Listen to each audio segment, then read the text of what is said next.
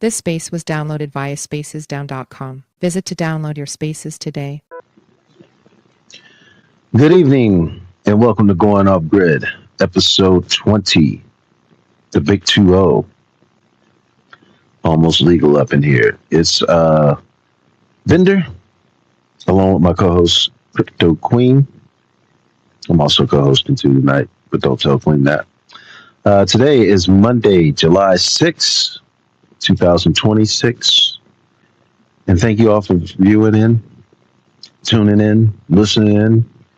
Everybody supporting the podcast worldwide. We appreciate you so much. And before I even get started, I am going to hop right into disclaimers because I'm probably going to need a disclaimer tonight. This is not financial advice. You can lose all your money investing. This is also not for educational or entertainment purposes. I nor anyone that is speaking is a financial, political, legal, medical, betting, or any type of expert advisor. These are our thoughts and opinions on different topics only, and this is being recorded for future rebroadcast and clips on other platforms. Thank you. So, as the title of the spaces suggests today, Crypto Queen's in charge. I'm just going to be totally honest with y'all.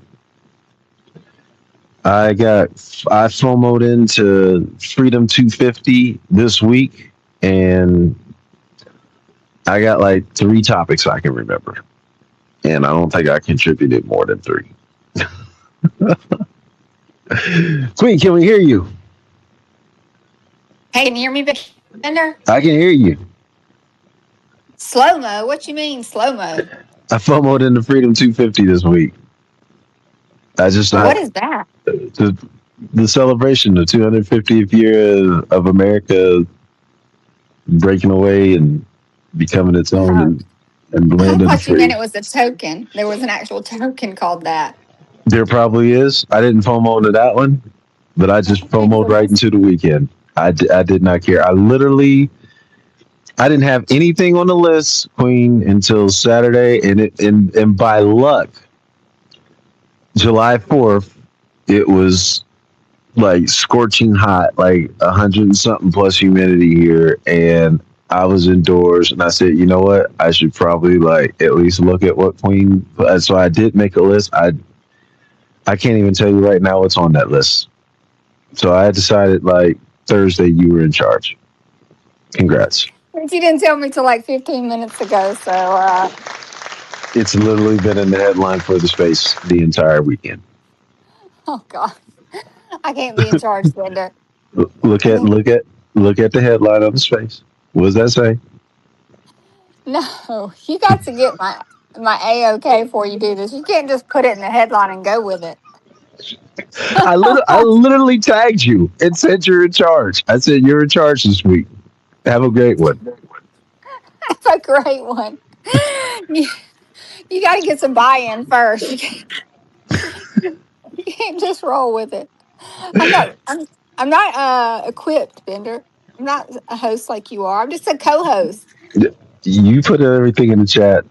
I got nothing. I got 1 or 2 things, I'm not going to lie. But outside of that, I got nothing. You know what? Speaking of nothing, I got no community shouts out. But right now, y'all, if you're listening to this, shout out to you first off and foremost. Appreciate all of you out there 1,000,000%. It's me tapping into everybody worldwide. So since I didn't come formally with a community shout out this week, if you post up something nature or animal related, your personal pictures, it doesn't have to be y'all need you doxing yourself. I'll retweet it throughout the space. I'm doing one. I'm not retweeting like if you put like 40 things down there, but I'll do one. So there's a community shout out. Queen, before you take off with everything tonight, you just put something in the chat too. I saw that. I don't even know what it is, but did you have any community shout outs? A couple last minute headlines. I know how you love those so much. Right. Let's see. Shout outs. Yeah, I got a couple this week. I'm going to shout out Tutti Frutti Women, who are sponsors of ETH Toronto, again, the Futurist Conference. So that was pretty cool to see. And they are still grinding away. I see lots of posts and art and everything that they're doing. So happy to see that. And also, Queens of Crypto are going to be community partners. So that is fun. I'm glad to have someone come represent us. I'm not going to be able to make Toronto this year, but I will be in Miami. But we'll have some merch there, and we'll be spreading the word. And then another shout out I wanted to do was just to the community sleuths out there that are just breaking down these massive hype posts with the truth. And I'm glad to see that there are people out there that care enough to really dig into the blockchain and figure out what's going on. And, things sometimes aren't as good as they seem. So it's good to have people that get that information out so people can make good decisions. That is beautiful. See, look at you already.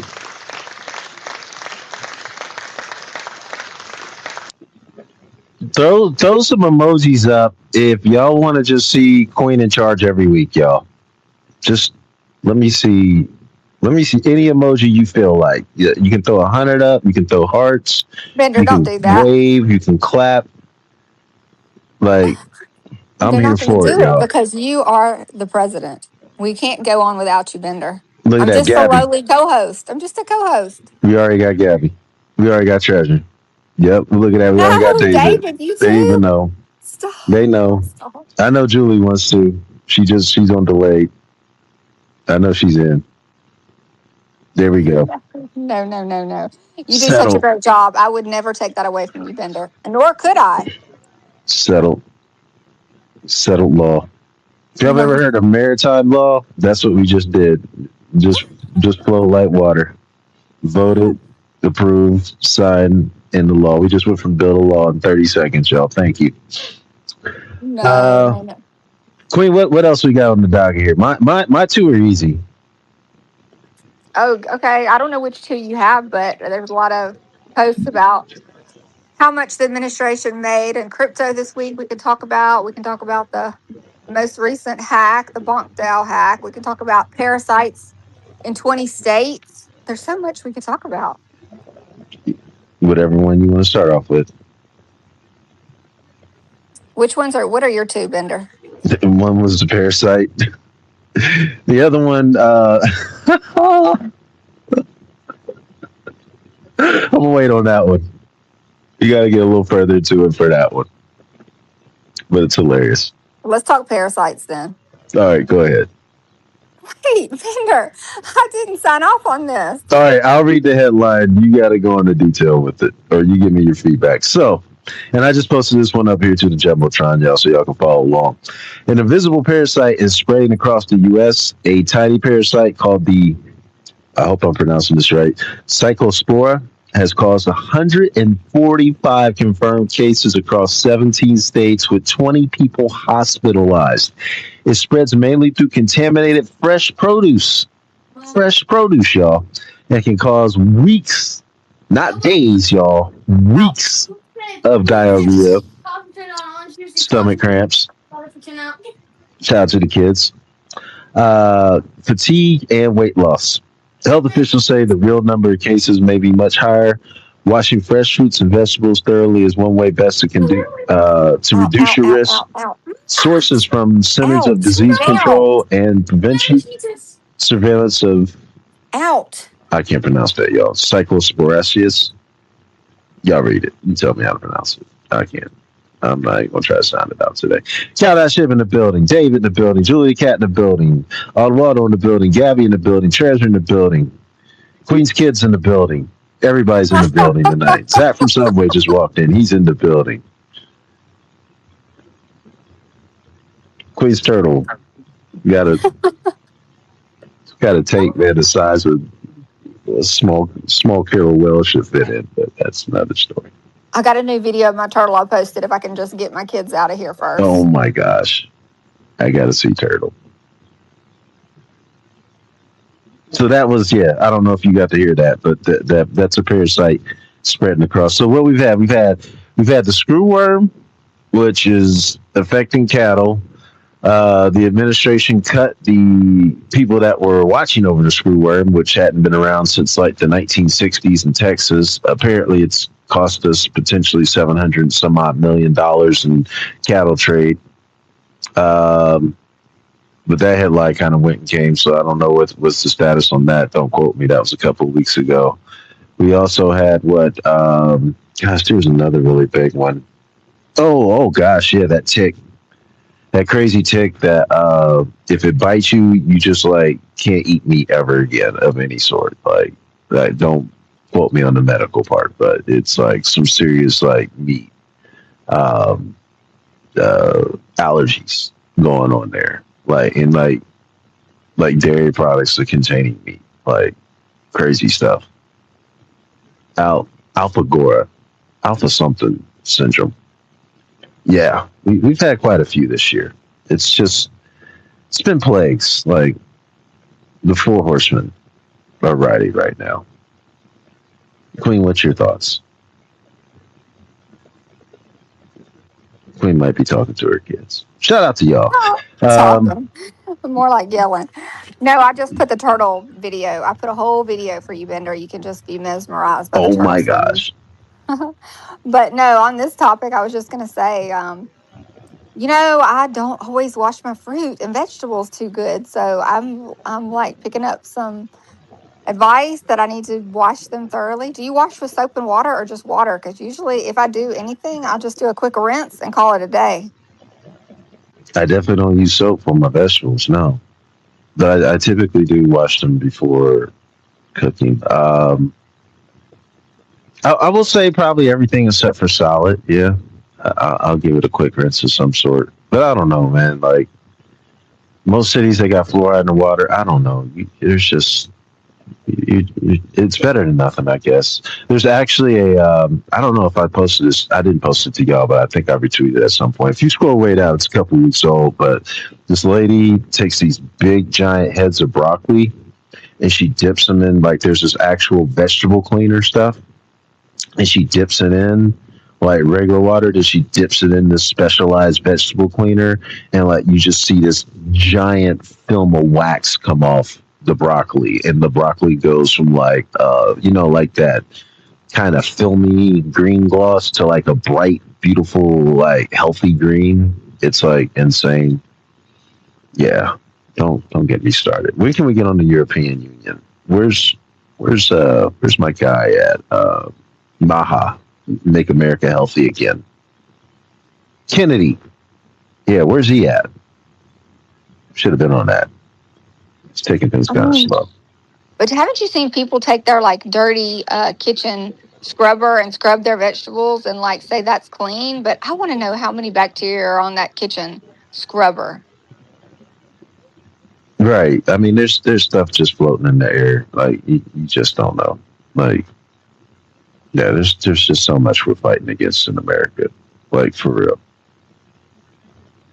I'm thinking somehow we're making ourselves healthier by not washing them, so that our stomachs have to fight this bacteria and makes us like our immune system better. But that's just me being lazy, probably.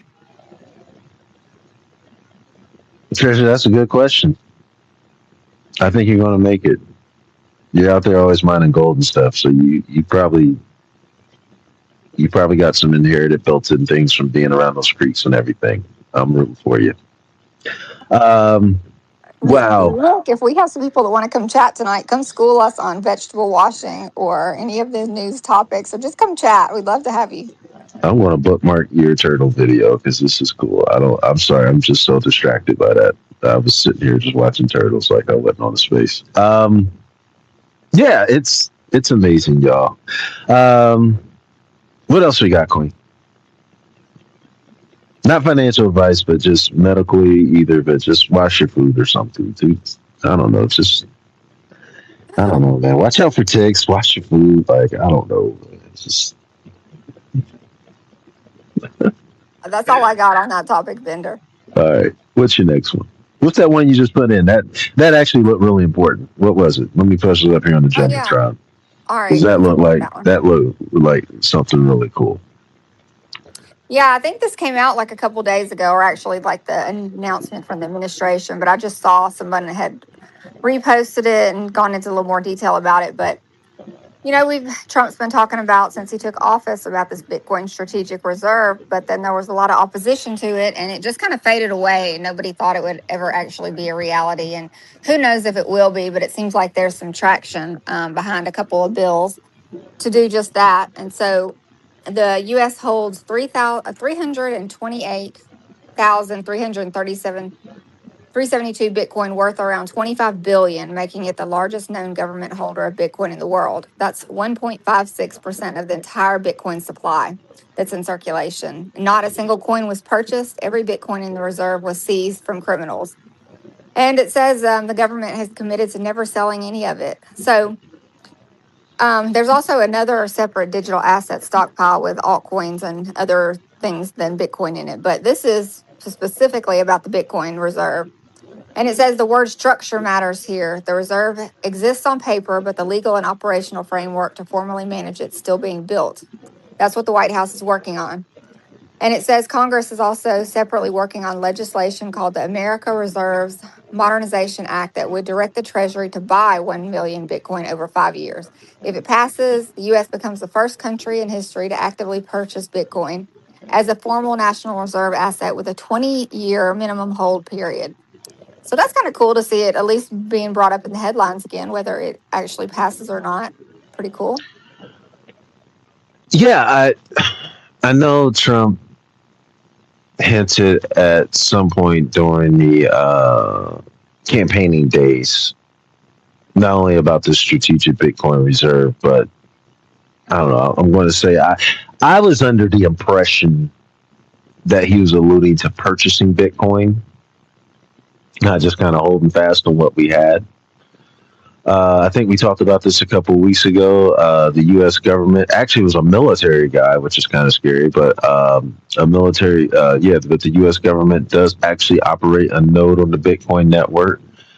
They said they weren't mining Bitcoin, but they were monitoring the network itself, which I think I stated at the time. I wish they were doing the exact opposite. I wish they were mining some, not spying on us, but that's another question there.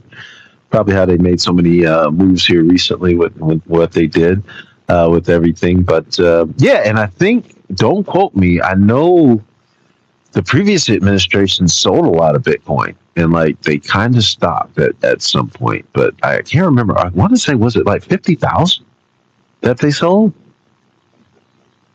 You remember, Queen?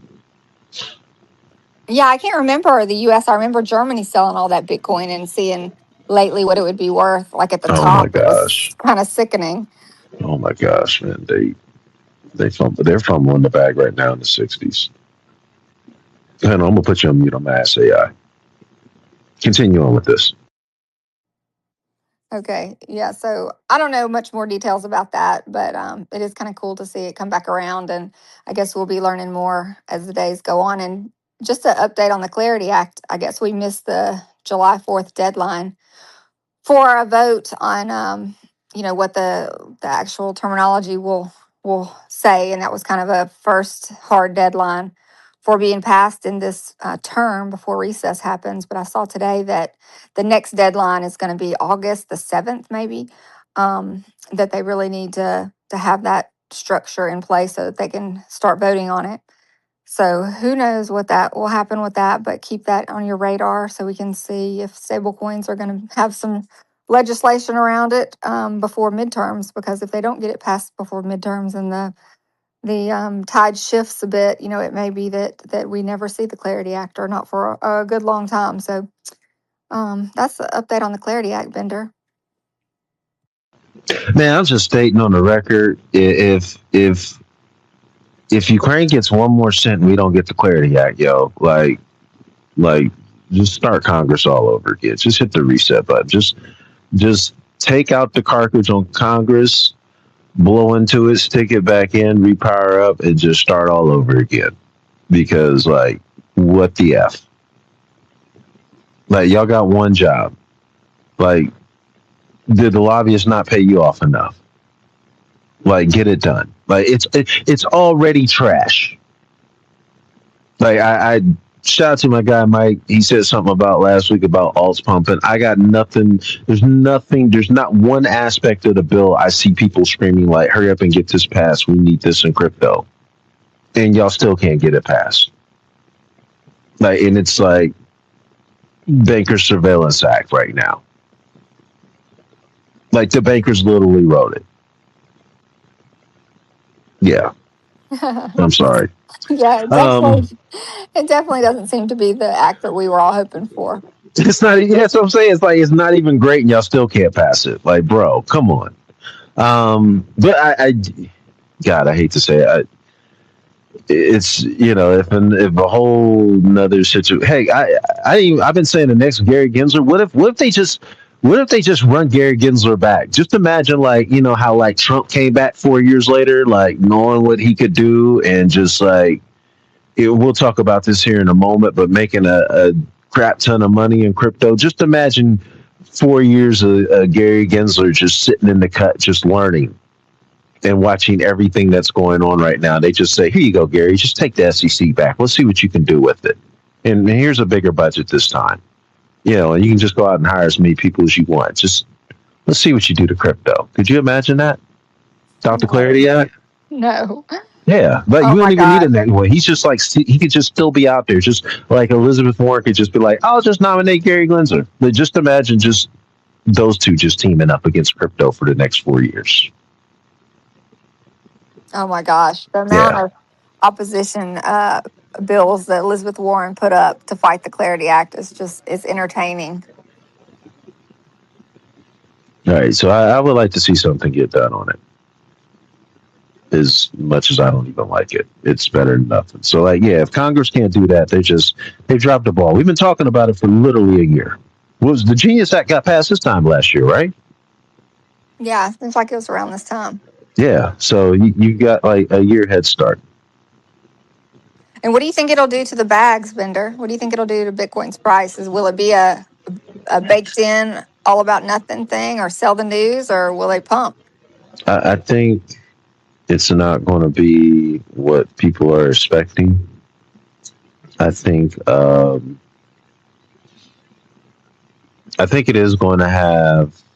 I don't know what the Genius Act did, but I'll say, like, I think the institutions have something to do with Bitcoin being the price it is right now, and not lower.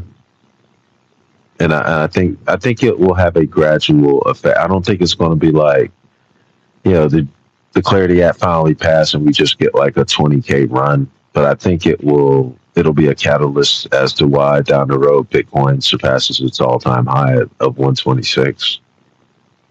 But I think people have just been waiting around for it too long and nobody's excited for it. Like I don't know if y'all remember, like, when she finally got listed by Robinhood, but it was like way after the bull run in 21. It was like that spring of 22. It was like April of 22, and we were like, yeah. And then it was just like, nobody cares, bro. We're in a bear market. Like, it was still a good thing, you know what I mean? Like, I would rather it be listed by Robinhood now, because I think they only still got 10 cryptos listed as it is, but it's not. It didn't it didn't pump the chart at all. Just to be honest. If they had listed during the bull run, they had listed right after Coinbase had. I think she would have killed that zero. I'm sorry. I'm totally side questing there. Not financial advice, y'all. Just my speculation. Just to be honest.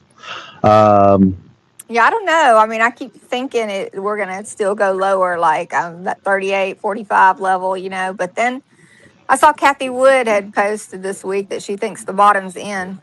And, wouldn't it be just like Bitcoin for everybody to be predicting lower, and it just doesn't do it? It just disappoints everybody and goes straight back up. It's like everybody's sideline waiting for 38, 30s, and 40s. That first time it hit 65 and it snapped right back up to about 75, 80. And then it eventually came back down again. I don't know. Like I said, I don't know, man. With the institutions, I don't know. I've been saying this for weeks now. With the institutions, I just can't predict. I don't even think, honestly, y'all, I don't even think we're in control at this point. Like, I don't think there's like really a chart pattern per se or anything. I just think somebody just turns on and off when they feel like it. Like there's just a group of people that get together, like, oh, we're just gonna keep the price down, accumulate. Oh, okay, let's pump. Like it's time to pump. I mean, I'm pretty sure the stock market isn't pretty much any different either. But I just think there's some kind of hidden hand that just turns on and off the faucet. I think there's some semblance to it. I mean, when you look at the 4 years of cycles and you zoom out and everything like that, but I just literally think there's a group of people that could just pump Bitcoin anytime if they feel like it, and they're just not for some reason. Just my personal opinion. Yeah, I just posted in the nest. You saw where Sailor sold some more Bitcoin last week. Or I thought I did. Who did? Michael Saylor. Really? Yeah, he sold 3,588 Bitcoin for $216 million to fund dividends on digital credit securities. And he said they still hold $2.55 billion in reserves. So yeah, one of the funniest memes I saw today was Michael Saylor, like pasted on the Bitcoin chart, and where it went like red candles, like a huge cascade of red candles. But it recovered, so I guess it's not that big a deal. Man, I tell you, when you, I mean, don't get me wrong, 216, 300, 3,500, almost 3,600 Bitcoin is a lot. But gosh, man, when you hold 800 and something thousand, like that's like, yeah. I mean, that's like selling like, I don't know. That's like the equivalent of like selling like $2. I know. I say keep selling. I don't want one person to have that much. Yeah, but he could wreck the market. Now that I'm looking at that, like, holy cow, bro! You said you sold 3,000. Good gosh, and you still got 800 something thousand more. Yeah, doesn't he have like 3% of the supply or some crazy amount? He has more than the U.S. government. I think. What is he roughly? I'll just say roughly 150, 200,000 still behind Satoshi. Satoshi's got over what? He's got a million something, 1.1 million, 1.2, right? That sounds right. Don't get me wrong. Yeah. Oh, I did ask AI too. The United States has dumped over 100,000 Bitcoin. So the 380 something is like we could have been like way out of reach right now. Yeah. That sucks. Horrible. Good to see you in the building, bro. Salute to everybody. Again, if you weren't here earlier in the space, I got no personal community shouts out this week. So if you post something nature or animal, a real photo, I'll retweet it. I'll retweet one. So don't hit me with like a whole thread worth. But yeah, I'll retweet one. If you got any spaces though, please post those down there. We always love to hear about your spaces. I know Gabby's probably hosting something tomorrow night. Is that from Subway? I don't know, man. We can hear from Beyond the Blockchain. I know y'all took off last week, but yeah, just shout out to everybody. Bennett, can we talk about the only person that made money last year in crypto? Did we talk about who? The only person that made money last year in crypto. Oh, we did not, but let's talk about it. Okay. So I put this in the nest, but this not to get political at all, but just to tell you that there was an absolute winner last year. And this is someone who analyzed 900 pages of the Trump Financial Disclosure Report. And I saw this from multiple sources, so this was definitely truth. But he made 1.1 billion with a B from crypto. It's divided up 635 million from the Trump meme coin, 236 million from World Liberty Fi token sales, almost 200 million from sale of ownership in the USD1 stablecoin venture, 65 million from part of the sale of his stake in World Liberty Financial, 6 million from Melania Trump's NFT sales, and then 1.82 million from the Ethereum validator staking rewards. And this was funny. It came out like 2 days later after the public outroar kind of died down a bit. He said he didn't know he made any money in crypto last year. So I don't know how you make 1.1 billion without knowing, but good for him. Good on him, I guess. You know, Queen, I thought about this absolutely way too long over the weekend. Because my first reaction was like, "What? Made 1.4 billion in crypto and you didn't know about it?" But then I thought about it, and I'm like, "Well, it isn't like Trump's sitting here uploading a couple of million to the MetaMask or Phantom wallet, calling up his bank like, yeah, that's me. Please put it through. It's a couple million. Trying to get this ETH dip. He's probably got somebody handling that for him.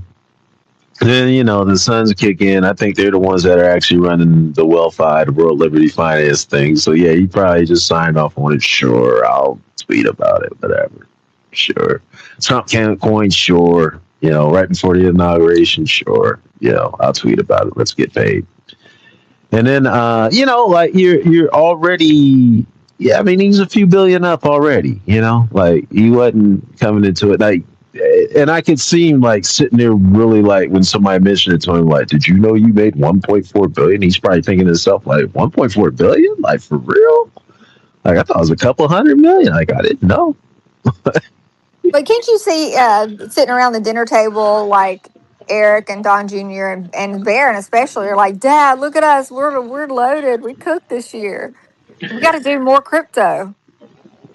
I think they probably gave him a little bit of plausible deniability, to be honest. Like, Dad, we're taking care of it. You just worry about the wars and the golf courses. We got you. Is it doing well? Yeah, it's doing well. All right. Yeah, I'll get back to starting wars. I think honestly, I could just see like I don't really think I think he probably knew he was making money in crypto. I could see him just sitting there really like somebody bringing it to light like 1.4 billion. He looking like really 1.4 billion? Like whoa! Like let me check in. Let me check in with my Exactly. sons. I didn't know I was making that much. Hold up. And yeah, I don't know his net worth, but I mean, a 1.1 or 1.4 billion, that's got to be a pretty big chunk of his net worth at this point, right? No, that's what I'm saying. I think he was already up like 5 or 6 billion. Because I mean, like, he's probably not even the crypto is probably the side money. The stuff he's probably really paying attention to is like the plane that got turned into Air Force One. Like, whoever's donating the cash to build the ballroom. Like he's a couple of billion up in just fiat too this year. So that's probably what he's on. He's like, y'all take care of that crypto thing, guys. I don't know anything about that crypto. You Oh, guys just handle crypto. I'll get out there in front of the cameras and yell Bitcoin for them. that's a pretty good Just do your impression, thing. Bender. That's pretty good. But here's the kicker, and you guys got to think about this. He made that deal with the IRS when they audited his tax returns and put it out there that he wasn't going to ever be audited again by the IRS. So is he going to pay taxes on this crypto or not?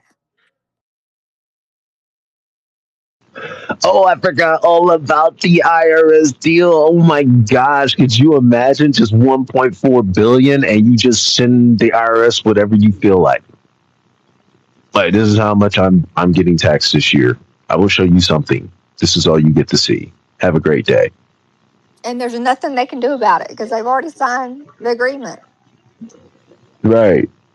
Like, hey, we just don't want to get sued. Thanks.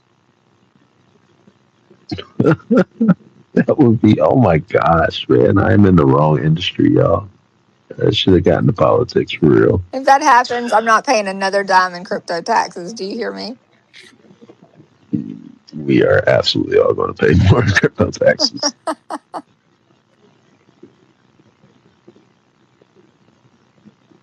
Yeah. All right, Queen. For those that don't know, we're on episode 20, the Big 2-0, 1 week away from full adulthood here on Going Off Grid. Crypto Queen is in charge this week. I have some symbols. I think I actually know more what's going on than I realized, Queen, but carry on. What we got next? Let's talk about Robinhood. I think this was kind of pretty big news in the Robinhood circles.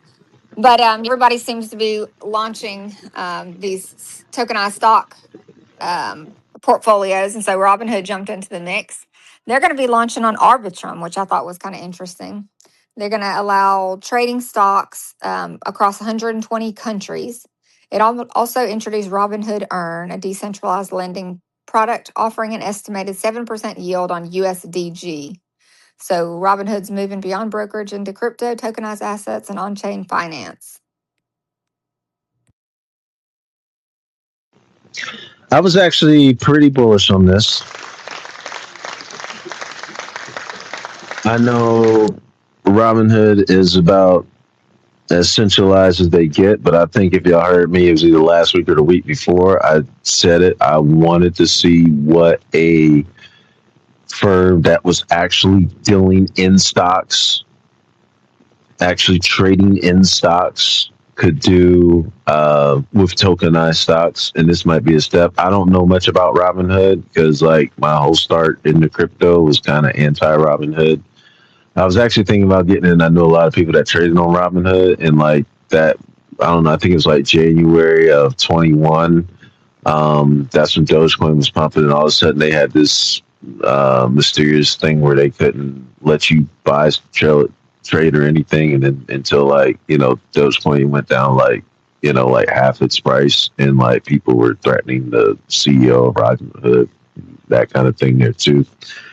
So that kind of led me to Fidelity because I was trying to just figure out who was not, secretly being ran by Citadel behind the scenes with everything there. Not financial advice. I got nothing personally against Robinhood. It's just kind of what, my introduction to crypto and centralized exchanges and that kind of stuff was. But yeah, I don't know what their customer service is like. Can you call somebody live and talk to tech support at Robinhood? I don't know. I've never used the platform. I know Calvin, I think he uses Robinhood. Maybe he'll come up and tell us. If somebody that's on Robinhood a lot can tell me if they have live customer support, I might actually consider it. I think there was some other reason. It wasn't the blockchain. I can't remember why, but there was another reason that we talked about that I was actually getting ready to sign up for them. And then I found out I don't think it actually was. There was something that they were offering that wasn't actually eligible in the United States yet.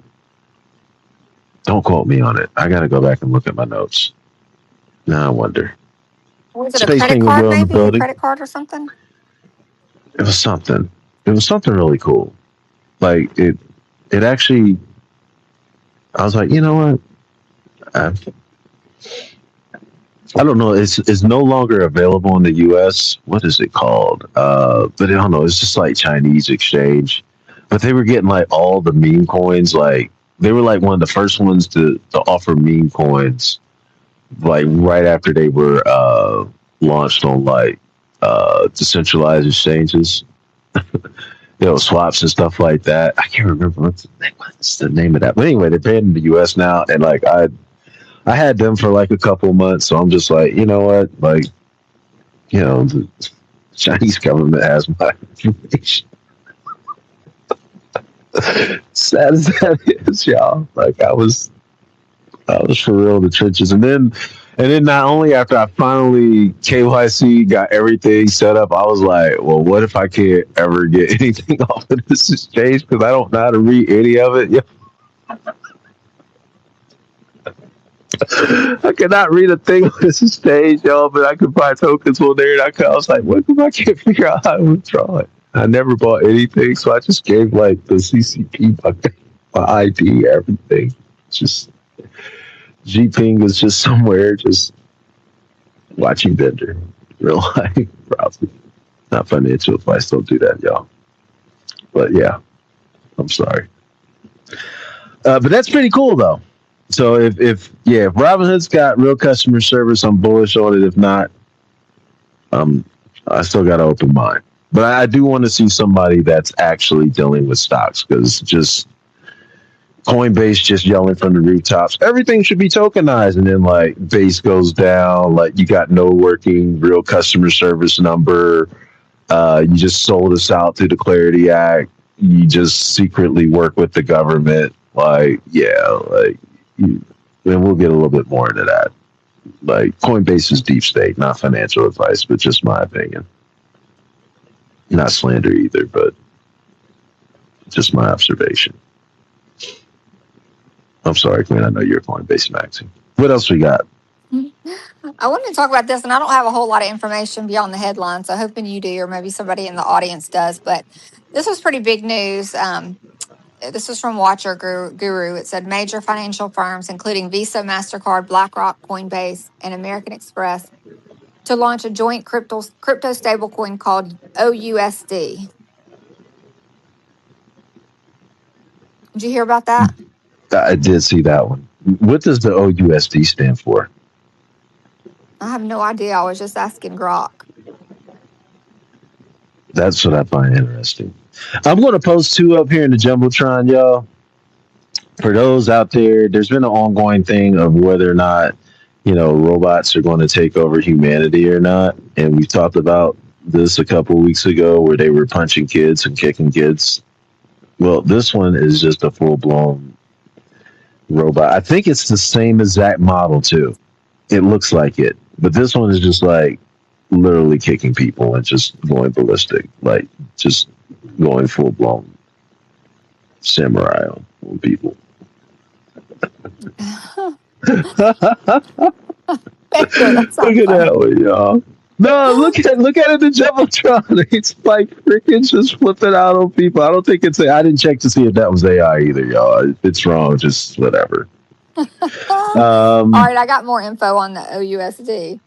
So okay, go ahead. So it's called Open Standard USD. It's a USD peg stablecoin designed as open infrastructure for global payments, and it's going to be backed by reserves, likely short-term U.S. Treasuries. It'll have a revenue sharing model.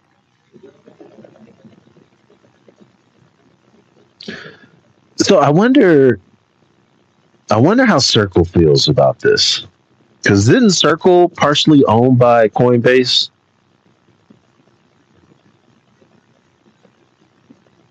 Uh-oh, did I lose Queen? I'm looking through the whatchamacallit, y'all. Hold on here. Let me post this one up while I'm right here. Oh, yeah, we just lost Queen. Okay. All right. Queen's still in charge. Hopefully we'll get her back. In the meantime, that was pretty crazy. I do wonder, though, with the ability for the U.S. government to freeze all the stable coins and making it basically a requirement if you're going to operate a stable coin here in the United States, this particular group of companies, organizations teaming up to make a stable coin, if that is not just, the architecture for a CBDC. I think it's basically here with Circle and Tether. I mean, they'll just freeze anything that the governments are telling them to at this point. But, I don't know. Not financial advice. I'm just curious as to why Coinbase is involved when there's USDC out here. I don't know if you caught that last part, Queen. If you're there. Maybe we can hear you. Hey, Bender, can you hear me now? We can hear you now. Okay. I've threatened the lives of my children if they get on the internet while I'm doing the space, so we'll see. Oh, gosh. I'm just kidding. But yeah, I did tell them don't get on the internet. What did you ask me, Bender? No, I was asking, what did you... I found it interesting that Coinbase, because they already had that partnership with Circle, was involved with this, and I just think like the overall right, Julie, I know, right? But the overall partnership and whether or not this was just a backdoor CBDC just partnership for me. And I wondered what it meant for XRP because they're supposed to be the banking transaction token. So like, what does that mean for XRP?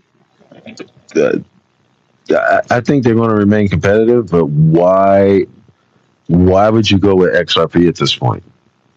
I don't know. Why would you go against BlackRock if you're a bank? All the big money's in stable coins. I can see why they are doing it, but yeah, that would be a kind of a slap in the face of both Coinbase and XRP. Now, you said it was based on Arbitron?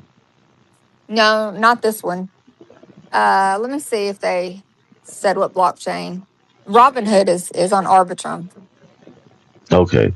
Now Arbitron, that's an L2 of ETH, right? Yeah, I think so. Yeah. So that would be interesting because then, like, what are you putting it on? And but I mean, with those kind of players involved, I think they probably thought it long and hard to figure it out. But again, I don't know. I don't know. I'll be honest with you. I don't know a lot of people that are using what is it called? Art, whatever Ripple's blockchain is. Like I heard about a couple of meme coins getting launched and a couple of NFTs, but I don't know anybody that's like screaming from the rooftops about that. Like I know I shouldn't say that. I actually do know a project. I actually follow a project when I was in their space that was on Ripple. I take that back. I know one. Oh, you're going to be I know surprised one about this project. vendor. You're going to be surprised the chain. Yes. Solana. Yes. No Dane's not way. surprised. Wow. Yeah. It's going to be multi chain starting with Solana natively from day one. That's going to be their Wow. primary launch chain. And then base will be becoming a base. And then others plan Stellar, Polygon, and other networks to follow. They didn't even say XRP. That might explain why Solana's been pumping when ETH was dumping. That right there. Yeah. They And might have been Ansem just doing coin. some things. Yeah, well, yeah, that and Ansem. Maybe Ansem is going to be backed by OUSD. Oh my gosh. Wouldn't that be something? That would be hilarious. The Ansem just dropped the OSUD airdrop. I We would got be something like, what? serious. Oh my God, yo. Rumors going on now. Y'all, that's not going to happen, surely. Ansem, yo. I have to admit, man. You're in, I aren't you, know. Bender? You're in. No, I just faded it from start to finish. But that, yeah, it went from like I don't know. I looked up, it was 48 million. I looked up again, it was 350 million. Like I say what you want. Like that was all within a week. Like It's crazy, but the liquidity is so bad in that. I yeah, mean, he's holding steady for now, but if he decides to sell, it's going to tank that price by like 50%. And right, I saw where the airdrop went to like the seven biggest wallets. Most of the airdrop went probably. there, and yeah. So anyway, I can't won't say financial advice, but just be careful, guys. I'm pretty sure there's been some different things going on there. I heard he held like a lot of supply and that it was like a vamp and we talked about it last week. You know, it's another one. But it's I'm glad to see I hate to say it. I think at one point I think your Doge, your Pepe's, your Sheaves were big, and I still do. I think they're household names in terms of beginners in crypto, but I think a lot of the onboarding is happening in the trenches. I really do. I think the soul trenches are just probably just gamblers delight. There's probably friends watching a couple of friends pull out of their parking lot. Last week was something that they didn't have, or this week that they didn't have last week, and asking questions, and they're like, "Bro, just get on Pump Fund. Like, here, set up a wallet and go." And like Yeah, people are just figuring it out. Like I hate I to say it, but I think that's happening. I guess if there's one good thing to say about it is that it hasn't dumped. It didn't dump it within like a day or a few hours. At least it's got some holding power. Nothing else. Yeah, Hey, is yeah, Calvin up here on the speaker panel? I can't tell. I thought he had his hand up. yeah. I actually did. I saw him invite. Thank you for your patience, Calvin J. Appreciate you coming up. What's going on, people? Can you all hear me? Yes, we Yeah. can. Hey, Calvin. Hola, what's going on, Jen? What's going on, Bender? Um, I I don't really want to say like the FOMO. They do have an app for like these little calls with these random tokens across multiple chains, but I didn't like the fact that there was like an Ansem, and then there was a second one. They pulled this treat on us. One was verified, one wasn't, but they pumped the verified one, and then it's like now the derivatives, Ansem's cat, sideliners, black table, the narrative. I wanted to highlight the OUSD and segue back to the Genius Act, which kind of like gave them the right to do this, the legalities to where we can do this today. Genius Act, Bender, in short, for like third grade level understanding, because I'm not reading all of that. AI helped me. This is the legal documentation for companies, American companies, to distribute, launch tokens, not tokens, but digital products, which would be a stable coin. So then you saw the influx of everyone has a stable coin, even SoFi Bank. Even SoFi Bank. Yeah, we had the PayPal's. Yeah, there's a Circle. Yes, there's a Tether. But now you got, what is it? Wells Fargo doesn't really have a stable coin. I don't think. I know what is it? The state of Wyoming does. So Genius Act paved the way for that. And now you got the OUSD. I mean, we talk about these things as friends. I do believe this is like a Tether competitor, but even Tether acknowledges them. It was funny, Tether representative saying player two has entered the building as if Circle does not exist. Now, the somewhat, I'm just going to end with this.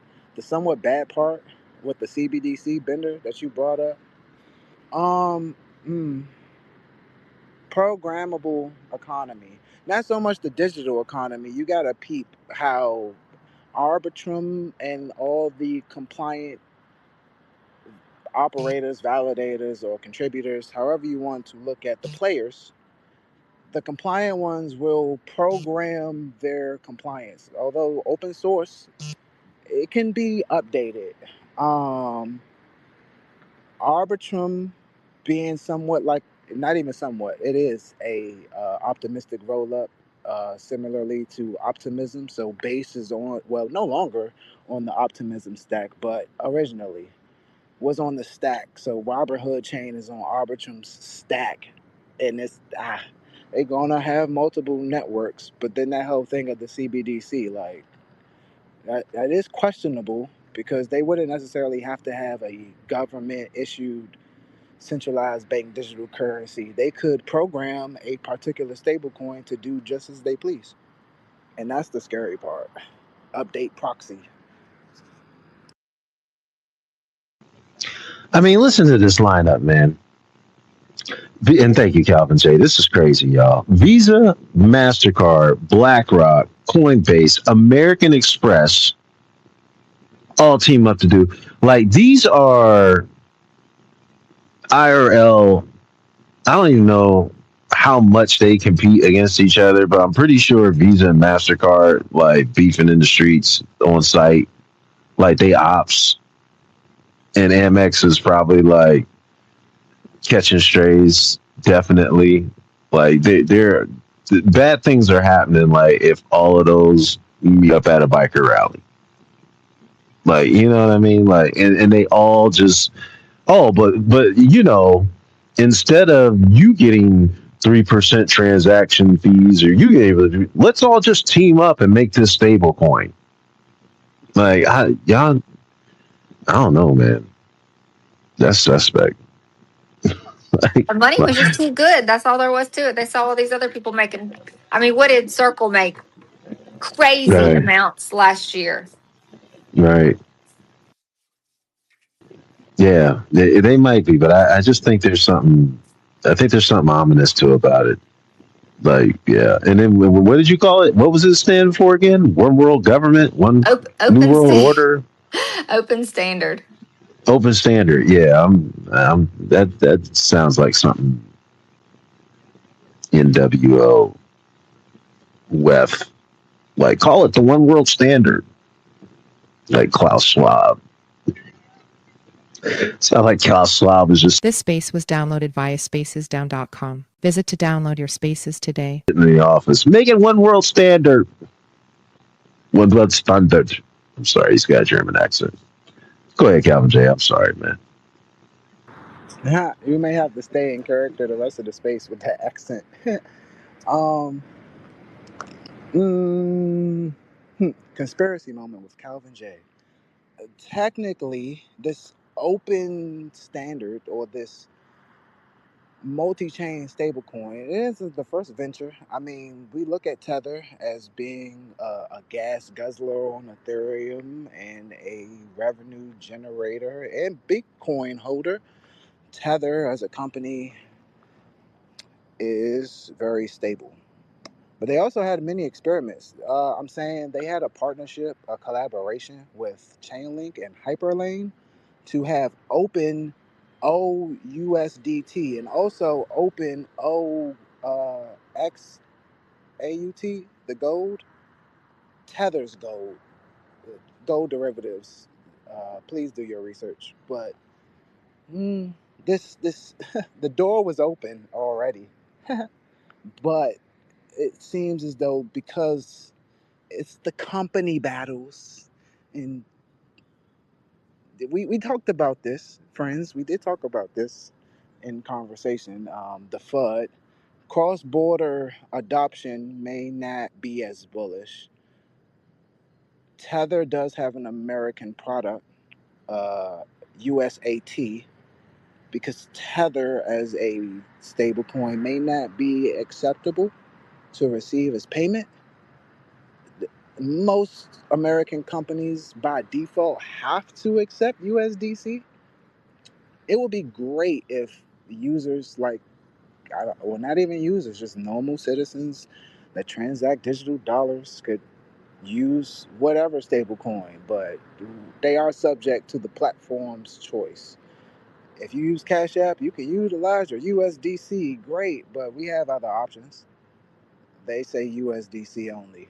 And that could be a little CBDC ish. So it it's I don't want to say they copy paste, they still in the swag bender, Jen. I'm not saying that, but the concept of a I guess open stablecoin, open liquidity, cross-chain interoperability used for these cross-border payments that has been thought of. Even Ripple thinking about it from the whole thing earlier with the XRPL, the ledger. That's their network, but then yes, everybody coming to Solana, and then it's the whole multi-chain thing. Uh, yeah, Chainlink and also Layer Zero. I'm just saying, but the open thing was also a early experiment, and it still exists. It's Tether, Chainlink, and Hyperlane was first to open the stablecoin route for the degens, but now we need to have the institutions, I guess, step up to plate and take a swing at it. Thank you, Captain. You know, I'm starting to think about it, y'all. I don't even think this is meant for crypto people. If I'm nervous right now, if I'm a company right now that should be nervous, it's Western Unions and the likes of those that are doing all that have that monopoly on the international monetary transfers. Um, I'd be pretty nervous. You know, if I was outside of what's that other card, Discover. Like, why didn't you get in on this? Um, yeah, it doesn't even seem to me like to be crypto related. Like, it might just be a new way of just them. What is it called? The Swift network. They might even just be trying to bypass that and get and just take their own cut of everything and just develop this and just use it and just taking the blockchain technology, but you know, just doing all their settlements and just pocketing, you know, gosh knows who what, you know, how many more billions that they can, you know, just by cutting out the middleman and just developing their own network to settle everything on. Like, yeah. And then, like, you know, it's going to just kind of be like, you know, an alternative, you know, like, do you want to go with this network that's been charging you this much for this many years that takes all day to settle everything? Or do you want to go with this network of ours that's charging you way less and we settle instantly? Like, which one do you want? And they're like, oh, it's private too? Like, yeah, we can sign up for that. I could just see, like, you know, the AI salespeople going out there and selling that. Like, you know, I don't see a lot of people in crypto being hyped for this, but in the real world, this is a problem. This is a problem for a lot of the established forms of payment out there. I think. Thank y'all for chiming in. Let me ask y'all. I'll give it up to Paul. Queen, you go. Oh, Queen ain't even up here. Calvin J, you got it. You want the good news on AI or the bad news on AI first? Are you ripping the band-aid off, Bender? Give me the bad news first. Bad news first. AI. Gartner research shows that new Gartner research shows sacrificing human workers for AI investment is backfiring, yielding zero financial gains from major corporations as tech giants and major corporations rush to replace human employees with artificial intelligence. A new survey of 350 executives at billion-dollar corporations or companies revealed that harsh realities layoffs are not paying off. While 80% of the surveyed leaders admitted to trimming their staff to fund autonomous tech, those who slashed headcount saw the exact same financial gains as companies that retained their workforce. And I'm not going to kind of go into that one. Also, though, speaking of that, though, AI has now causing an average of 28,000 layoffs a month. Led this month by Oracle, who laid off 21,000 employees, I believe, despite being up like 16% this quarter, still laid off 21,000. And don't quote me on the timelines, y'all, but I believe at the beginning of the year, we were talking about the average was about 4,000 a month for layoff due to AI. Last quarter, we talked about the average was 16,000 a month. Now we're barely into quarter three and we're talking 28,000. So this thing is like doubling like almost every other month with the layoffs to AI. So just some really interesting stats just to kind of keep an eye on in regards to AI with everything. Well, Queen, we got Bender, um, just as far as the news that you presented, because I'm not a financial analyst, I watch meme coins. I like dogs. But it's also like seriously, we've seen the layoff thing for quite some time. I don't want to necessarily say bubbles, but we've seen the influx of nah,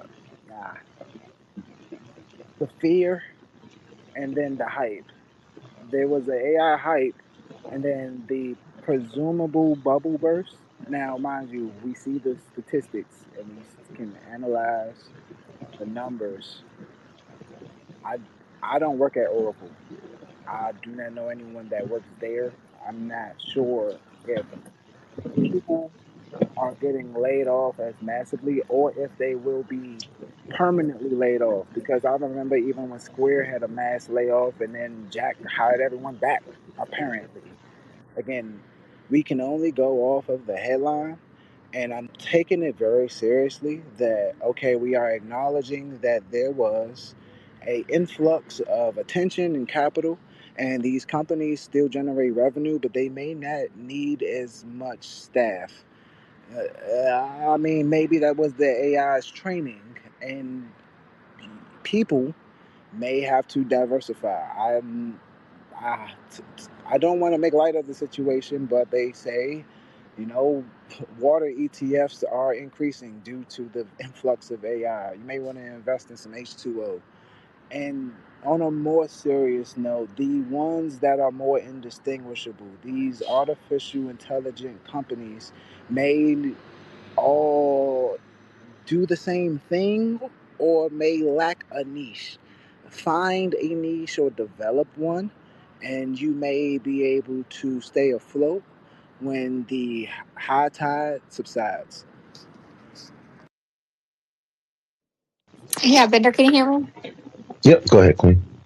I just wonder a lot of this if it's not due to companies just kind of overestimating how quick AI would be developed, and they just weren't ready for it yet. And whether it's the models, the products, or if it's the government restrictions that we've seen on some of these products, like maybe they just hired for technology that wasn't quite ready yet.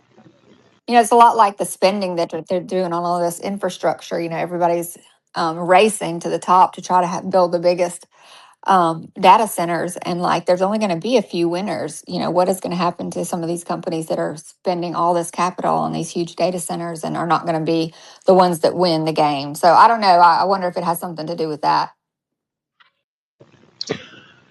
I'm gonna be honest, and I appreciate both of y'all's thought processes into this. I'm gonna be honest. I actually, I think this is just very, very short term in terms of the AI portion of it costing companies more now.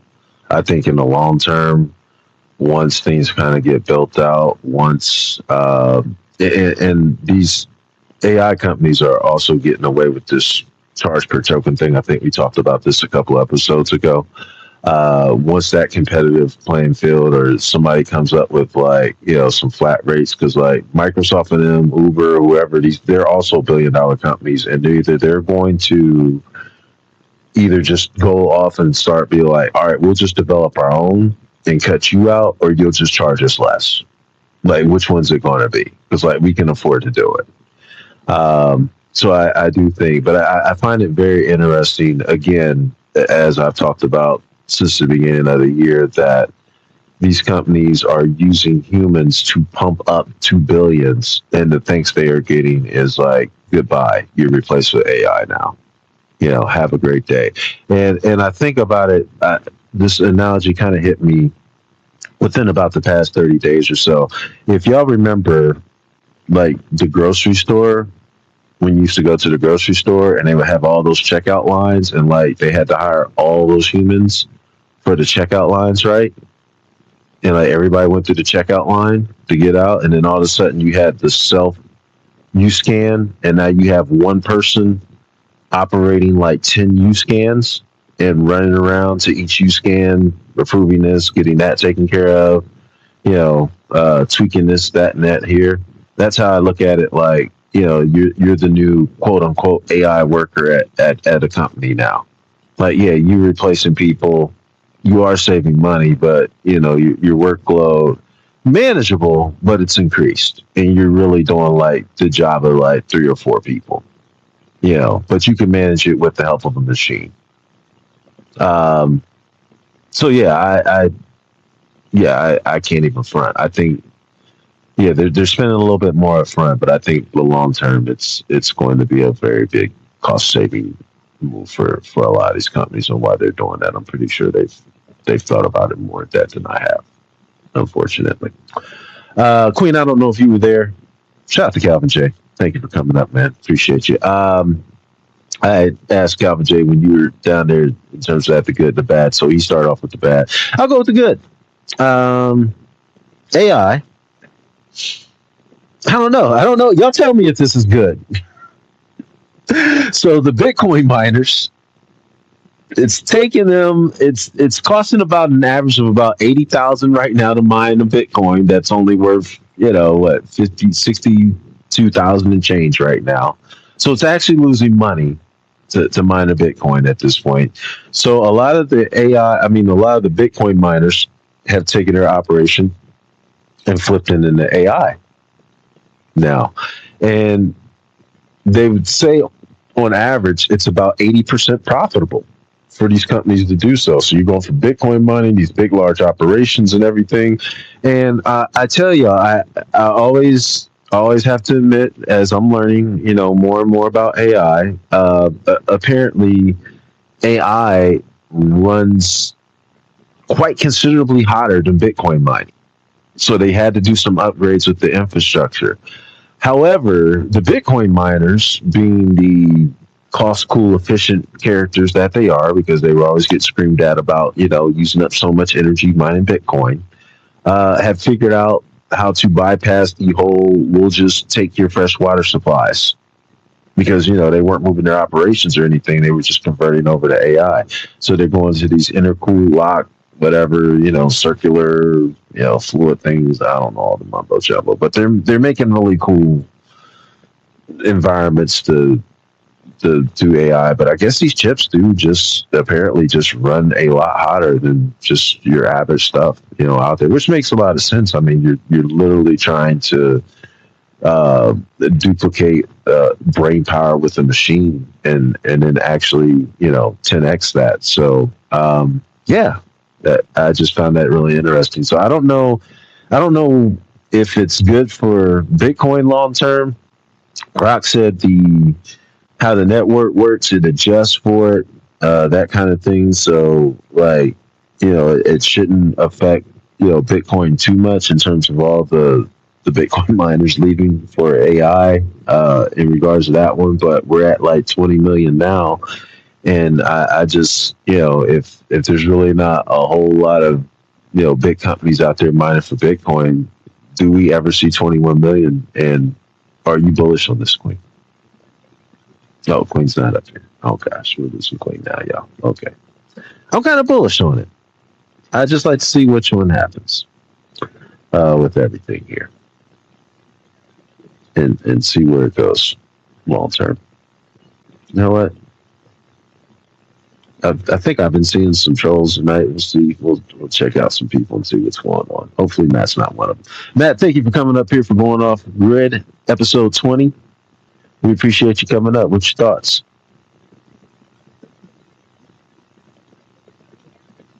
Matt, you there? Matt going once? Matt going twice? No? Okay, Matt. Quinn, you back? Yeah, I hope we can get Matt up here. He's with the Quad Network. It's a really amazing project. So hopefully he can chat with us. He may have some connection issues like I do. But Okay, hopefully. yeah, I wanted to make sure we had time to bring up one last topic if we've covered this one well enough. You're in charge this week, Quinn. Okay, this is like hot off the presses, and I don't have all the details, but from what I've just seen around internet and asking Grok. So they had a pretty big, well, they called it a hack at first, but turns out maybe it's not necessarily a hack, but a DAO governance issue that took $20 million. And I think I put that in the nest. Let me just double check. I don't think you did because the last one was my last one. Oh wait, unless you did it earlier.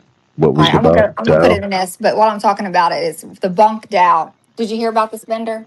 No, not at all. Okay, Where? so it's either I guess they're not sure exactly who did it, but it's either like an activist DAO member or a malicious actor. Somebody kind of infiltrated this DAO vote for Bonk, and they bought $4 million worth of Bonk tokens to get the highest vote count, so that they would sway the vote.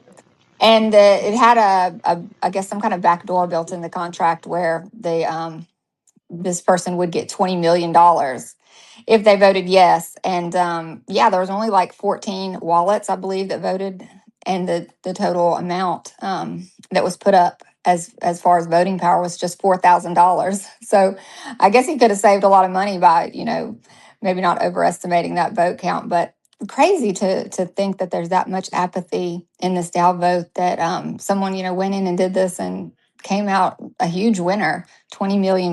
So they've got law enforcement involved, and the blockchain sleuths and everything, trying to figure out what happened and what they can do.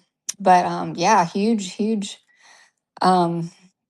issue there at Bonk DAO. So just goes to show you, if you do have a DAO, you need to make sure you have engagement is there, or else apathy sets in and these things can happen. So kind of sad situation there. Queen, I know you have a pretty extensive knowledge of things of this nature. Can you tell me of a successful DAO? I don't know of one. Like a truly successful, fully operational Death Star DAO. I'm sure they are out there, Bender. I'm sure there are, but I just can't think of any off the top of my head. Maybe the Aave one. I've been a part of some pretty successful DAOs that failed at no fault of their own, that had like great engagement, met their quorum every vote, but still, from whatever reason, the chain failed, or funding issues, whatever, just didn't quite make it. But it's hard, it's really hard to make a DAO successful. And they were really big back in like 21, 20, in that time frame, and had some pretty successful DAOs, like Ape Chain DAO was really active at the time. And, they it's hard to maintain. That's for sure. I'm not saying impossible, but it is hard. You get politics involved. You get, people that it's hard to keep them engaged. It's hard to keep them, updated on what the proposals are. People that don't care enough to read the proposals or educate themselves, and they're, either decide not to vote because their vote doesn't matter, or they, vote in a bad way because they are just not educated. So that's kind of what I found in DAOs. It's really hard to keep your governance process, up and running. I just really wonder, and I thought about this for a while.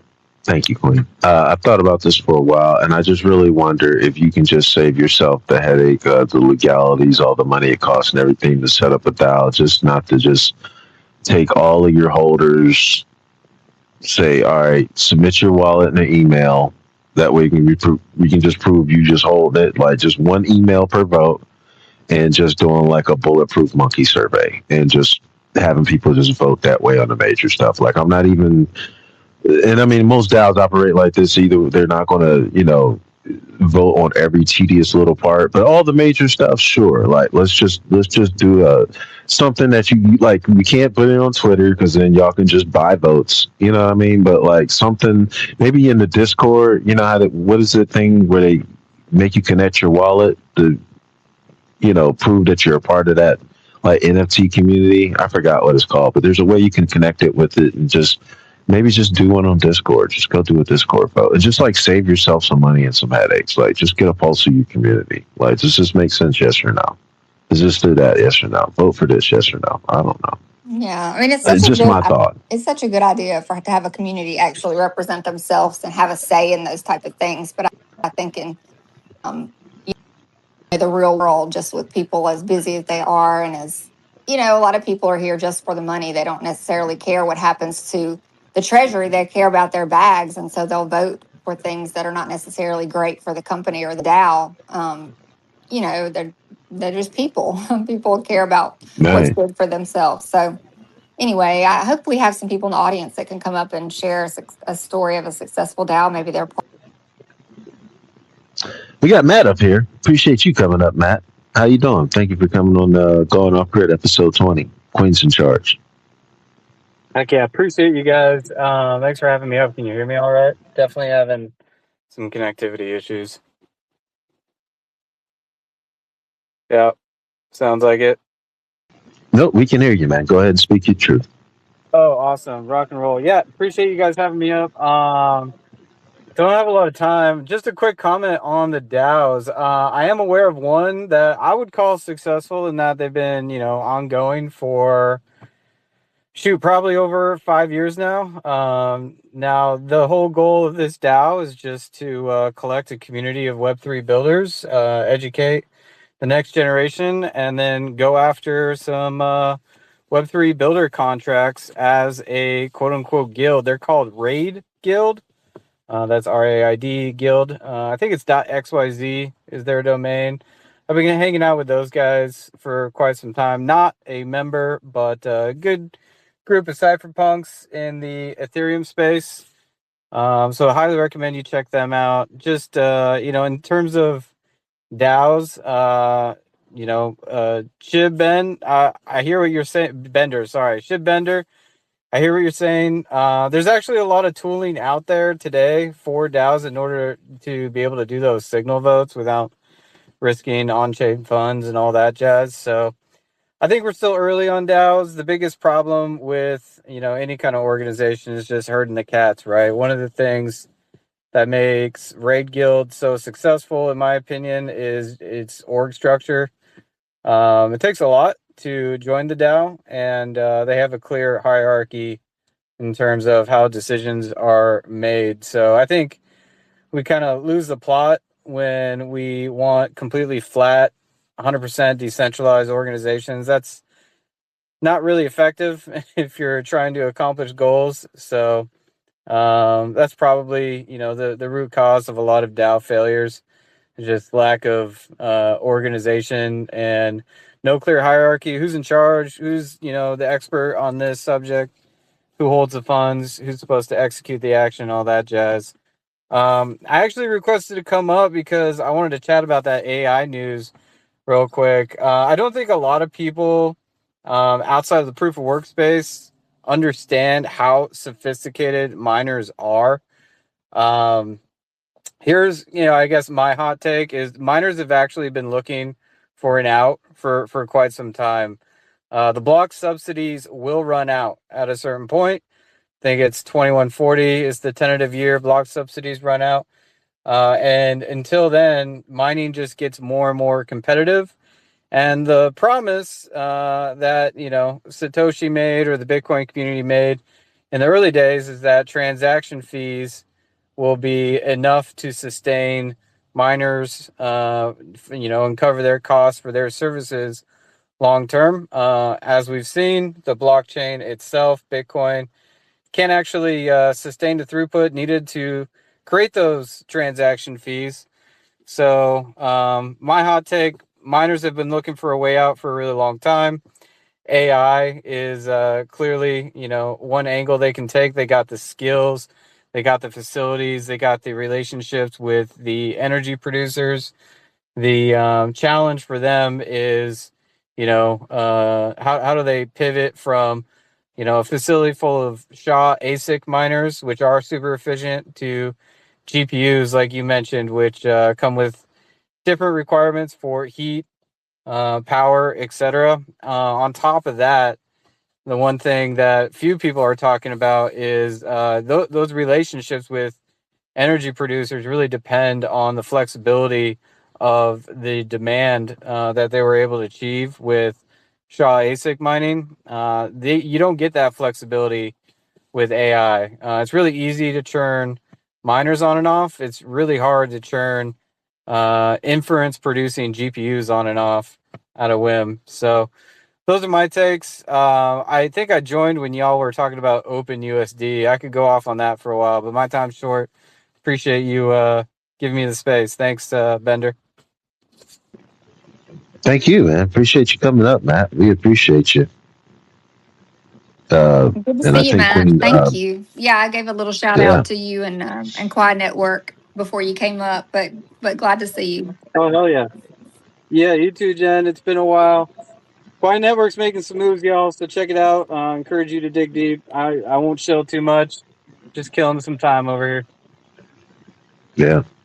And let me put on the record here. I am absolutely bullish on the concept of DAOs, but it just seems to me like 90% of every DAO I've ever heard about has always got some where the highest holders have the most say, and they put out this little vote for the public, but it's really just a few massive holders just controlling all the answers, and then like anything important, like the devs just do what they want to do. Like, I don't know. It just seems like to me like that's just a pattern recognition thing. So I'm glad to at least hear that there's one out there, Matt, that does their thing. Yeah. Thank you. It's not easy, right? Like, especially, if you're trying to lead folks who depend on token number to go up, and you give them all a vote, you're not necessarily going to get the best result. So signal polling is one thing. I actually built a DAO launcher on Quiet Network recently. It's available on testnet right now.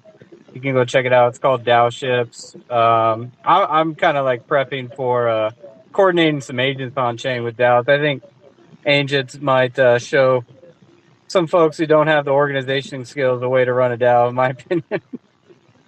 Right.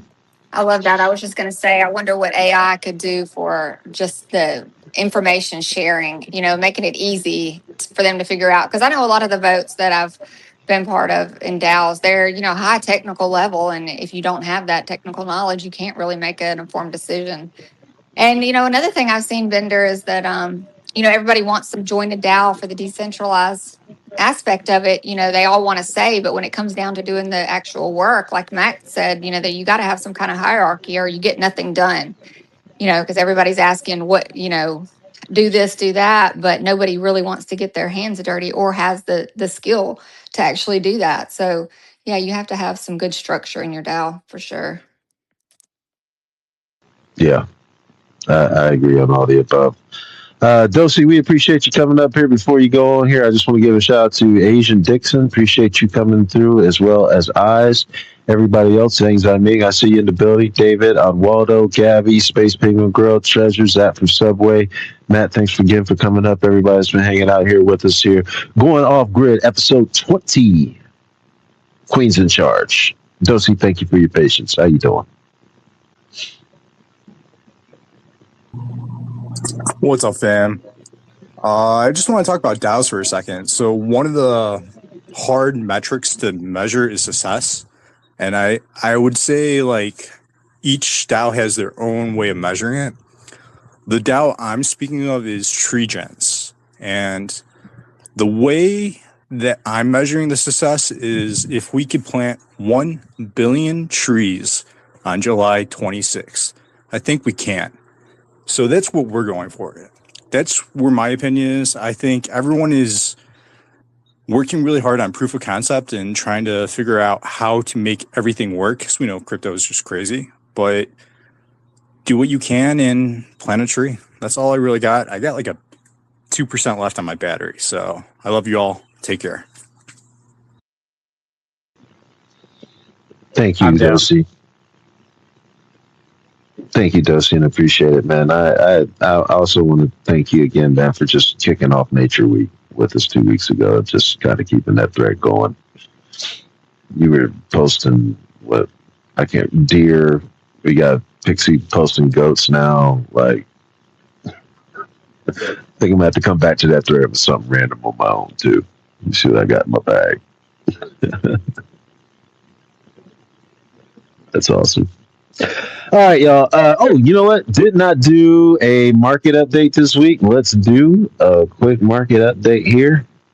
Been promising myself. Shout out to anybody going through a natural disaster also this week. I know I talked about putting that permanently into the community shout outs. I'm pretty sure there's something crazy going on. There's a heat wave. We're getting crazy storms up here, y'all, near the Great Lakes, and like the heat's been out of control. I think on the 4th, was it the 4th of July? I'm pretty sure, yeah, it was the 4th of July.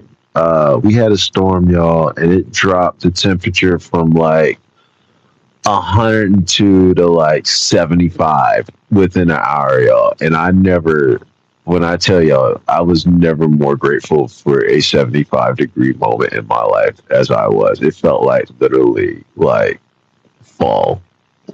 It was like 75. It's like beautiful. I was out walking on the pier. I think I took a picture of it, y'all. I just had to get outside. I was like, oh my gosh, this feels so wonderful. So shout out to storms that drop heat. And also got crazy foggy that night. It was hard to see, but that's another story. Let's see here. Bitcoin currently at 63, almost 64,000, 63.9 and change. ETH at 17.9. ETH at 17.9. Queen Tom, what was his name? Tom Lee. You said it last week. You'd rather be him at 10.5 billion in the hole on ETH versus 14 point some odd change billion in the hole on Sailor.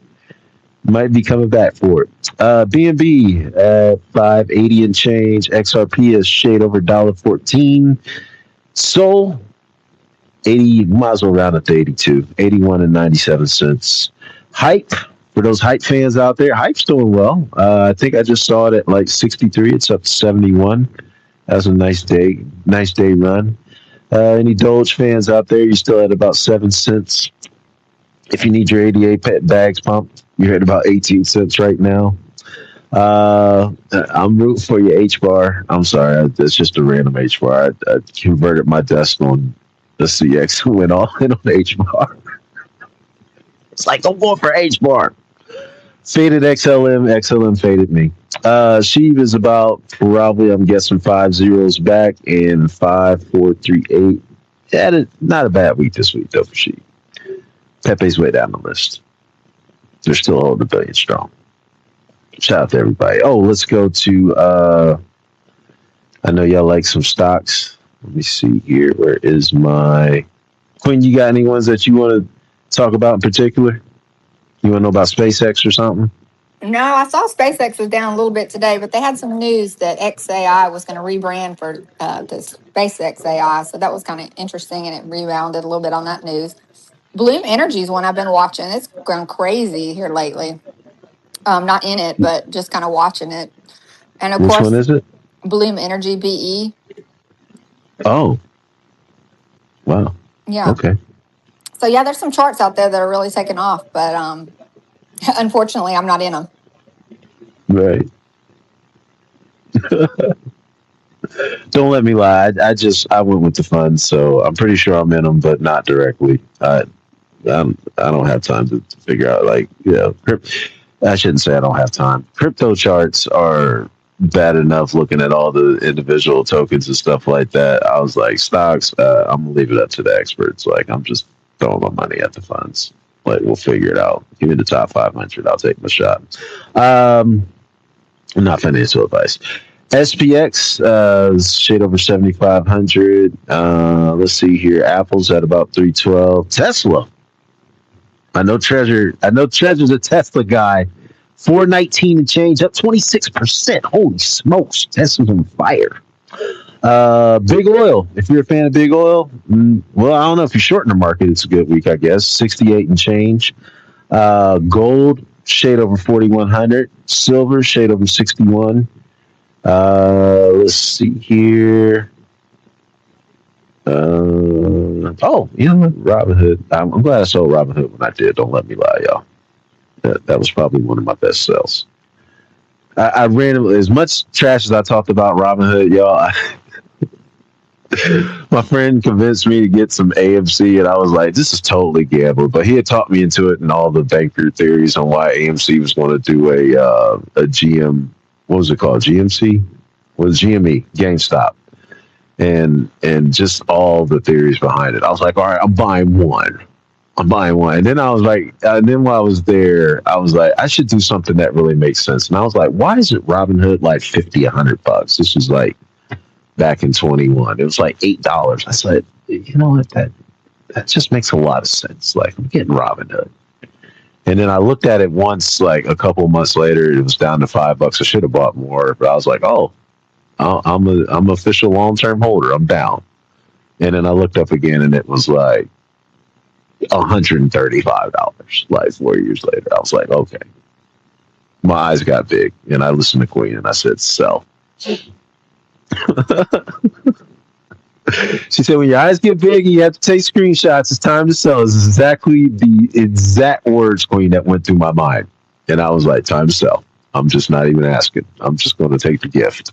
Because it was on the news. That's how I heard about it. I was like, oh, yeah, it's on the news. Like, yeah, we're about to get a big job. Time to go. Sorry, that's mine. The only better sign is when Kramer says bye. Yeah. I should probably KYC and upload Robinhood just based on that now. I didn't get enough Robinhood, y'all. Don't let me lie. Shout out to Robinhood. Hope your blockchain does well. Sorry, y'all. It's a random Robinhood. All right. Hold on. Let's see here. I got some interesting ones, y'all, still. Queen's gone through majority of it. Queen, thank you. You are awesome.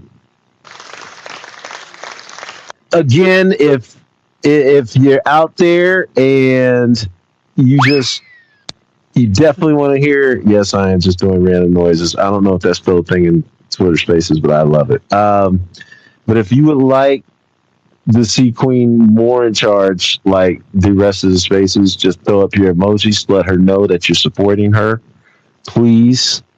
I, for one, am here for it all day long. Absolutely. Every week. Every time. Like, let me just do this disclaimer. Just say you want a break. That's all you got to say. No, I don't need a break. I'll host. I don't care. I'll open up the space, but you're in charge. I'm just going to open up the space, say the disclaimer, and just Queen's off and running again. So, I think we climbed this one.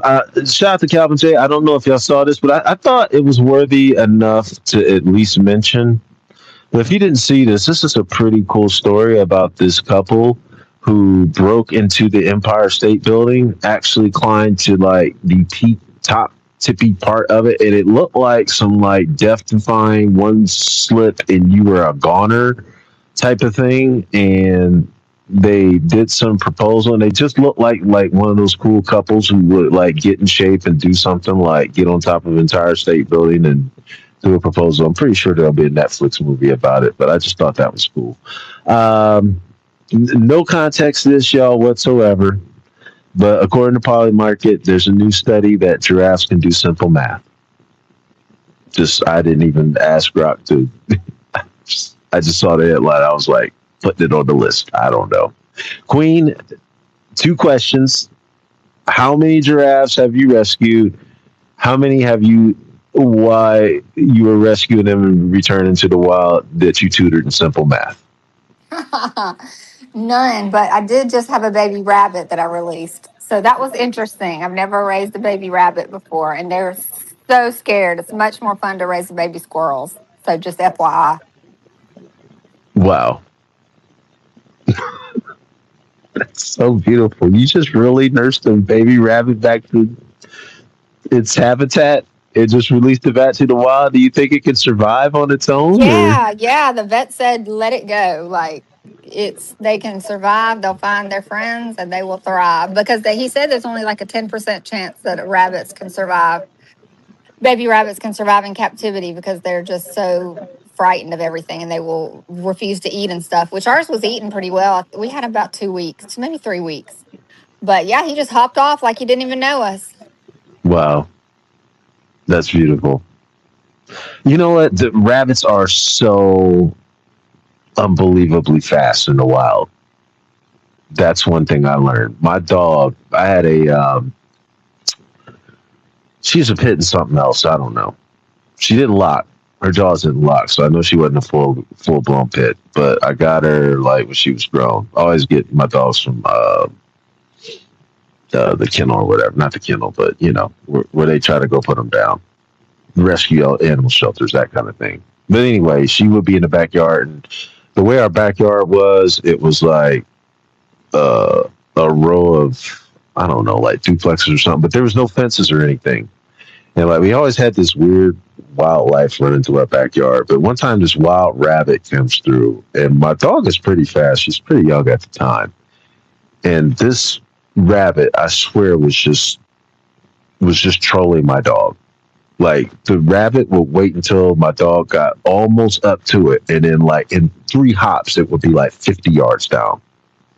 And like it did it once or twice, and then like the 3rd time, my dog just like, nah, bro, like I ain't even trying. And like it was like literally a football field down. I was screaming at it, like trying to get it to come back, our dog to come back. And like, yeah, but the rabbits are just like beyond like lightning fast, like in real life. It's like amazing. I'm sorry, I don't know why I went on that. I don't know how I went from giraffes going simple math to rabbit stories, but that's pretty cool, I thought. Let me think here. That's pretty cool, Queen. You're awesome. What else have you? You know what? I'm just going to wait. I'm just going to wait and just let the feature stories, because they just be putting that out there. And like I said, that one I didn't even bother bringing up to you. I didn't even put that in the group chat. I was just like, I'm just going to wait till Spaces and just figure it out. Oh, for y'all out there, we talked about this last week with the what is it? The quote tweets. I can't remember what you call them, but you quote tweet somebody, and then like you can do like the TikTok live review of their tweet, right? So this week, Twitter actually announced that they have a live studio for pro streamers now. And I guess if you're a pro streamer, you can do like, I don't know. I was just watching the tutorial by Nikita Bear. It looks like you can do like all the little cool Twitch stuff or whatever, and set up your little studio and go live streaming. I don't know what is any different than just hitting the live stream button on your normal, Twitter option, but it looked like a whole thing, not financial advice, but do your own research, but it looked like a pretty cool thing. So if you're out there, you doxed and you're already doing, live streams, whatever, like it looks like Twitter is really trying to corner that market. Department of Commerce, I think you introduced this one, Queen. They lifted the ban on Fable 5 and Mythos and just let it go. I thought that was really interesting. What was your thoughts on that? Yeah, that was kind of surprising to me after they said it was such a national threat just to let it go. I don't know if they released it to like fully, or if they released it to certain groups or what, but yeah, it was kind of odd to hear that news. Yeah, I think we talked about this last week. They made a command like, go hack bank and drain it completely and bring us back to money, and it did it. Like, yeah, like some Senate secret hearing, like they were just showing its capabilities. So yeah, I thought that was crazy. And there's some Chinese company, speaking of Mythos, there's some Chinese company called Qihoo, Qihoo, Qihoo 360. They said they created an AI, quote unquote, nuclear weapon equivalent to Mythos and probably for a lot less. So just be on the lookout for that. And I think that's about all I got this week. But I thought the new study I'm still blown away by that. Like, how do you figure out that giraffes are doing simple math? What makes you look at a giraffe?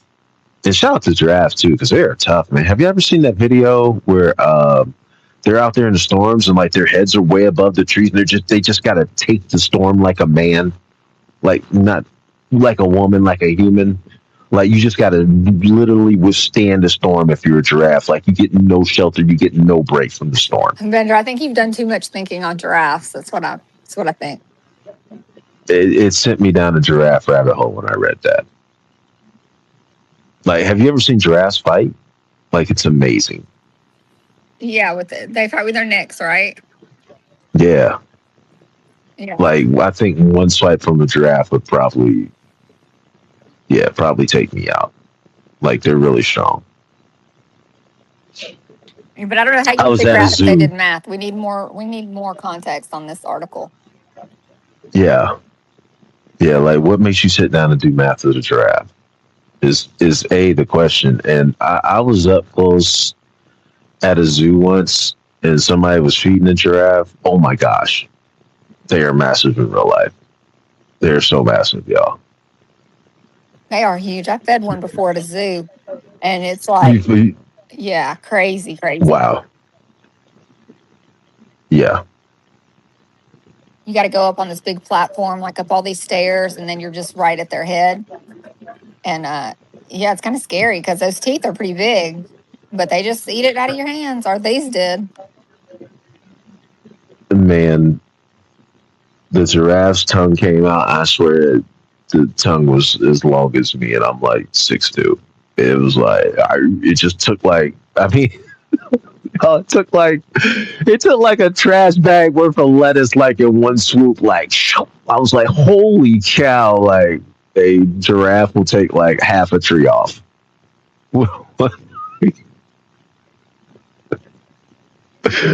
Man. All right, we're done. You're here, Queen. Thank you, Nigel, for coming in. Appreciate everybody hanging out here. Queen, please give us a final thought. You've not been able to give us a final thought in a month.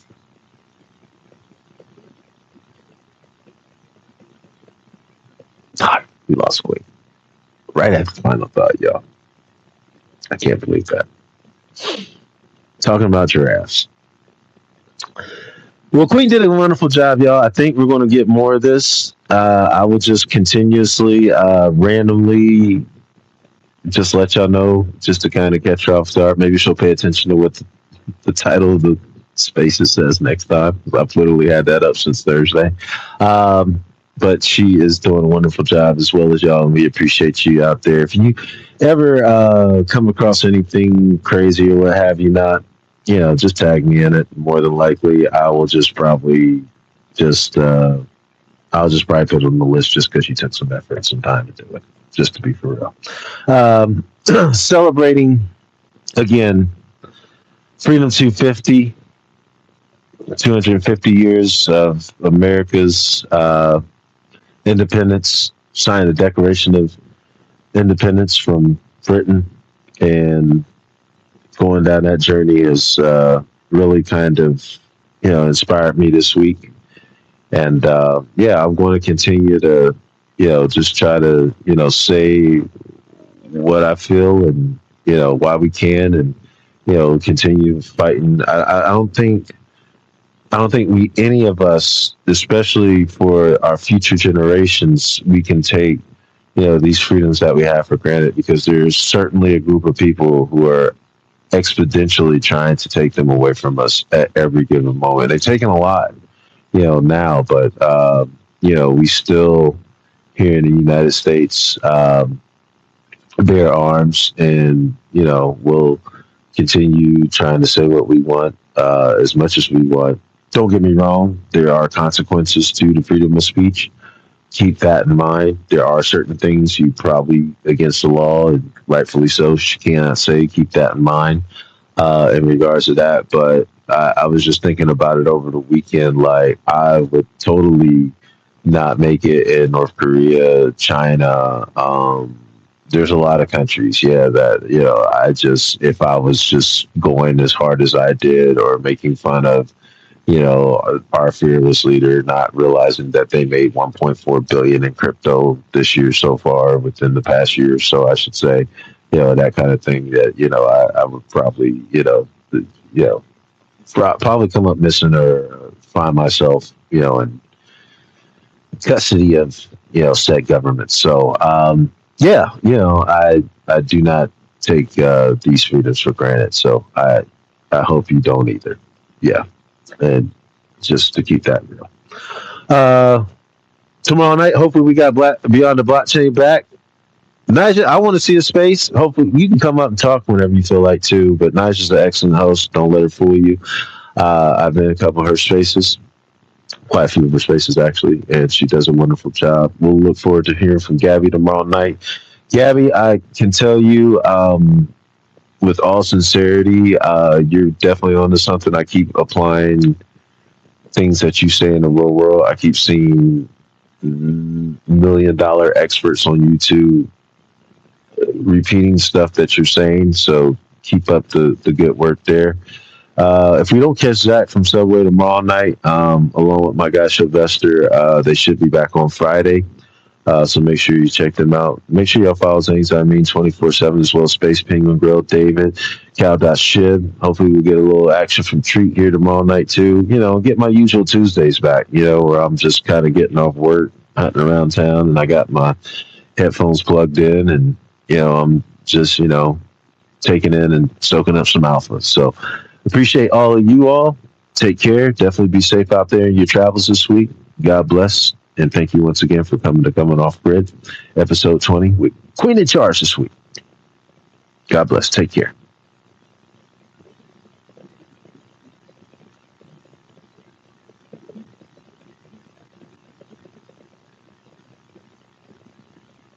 And thank you for everybody that came up and spoke. Agent Dixon, I followed you back. Much love. Yeah.